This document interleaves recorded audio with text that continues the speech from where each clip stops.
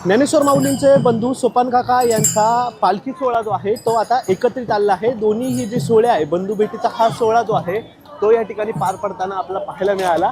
संपूर्ण उत्साहात जे आहे वारकऱ्यांनी या सोहळ्याचं जे आहे ते दर्शन आपल्याला घेताना पाहायला मिळालं। हे दोन्ही ज्या दिंड्या आहेत हे एकत्र आल्या आणि ही जी बंधू भेट होती ती या ठिकाणी संपन्न झाल्याचं आपल्याला पाहायला मिळालं। ही बंधू भेट संपन्न होत असताना वारकऱ्यांमधला उत्साह जो आहे तो या दोन्ही पालख्याच्या एकत्र येण्यामुळे द्विगुणित झाल्याचं चित्र जे आहे ते या ठिकाणी पाहायला मिळालं। खरं तर सासवड नगरीतून सुरू झालेला संत श्रेष्ठ श्री सोपान काका यांचा पालखी सोहळा जो आहे तो ज्ञानेश्वर माऊलींच्या मुक्कामाच्या दिवशी सासवडमधल्या सुरू झाला होता आणि या ठिकाणी पंढरपूरच्या अगदी वेशीवरच या ठिकाणी या दोन्ही पालख्यांचं जे आहे ते बंधू भेट आहे ती पूर्ण झाल्याचं चित्र आपल्याला या ठिकाणी पाहायला मिळतं। त्यामुळे संपूर्ण परिसरात जो आहे तो उत्साह आणि भक्तीचं वातावरण जे आहे ते निर्माण झाल्याचं पाहायला मिळतं। कॅमेरामन दिनेश सिंगसह प्रथमेश तांबे, LS मराठी, सोलापूर।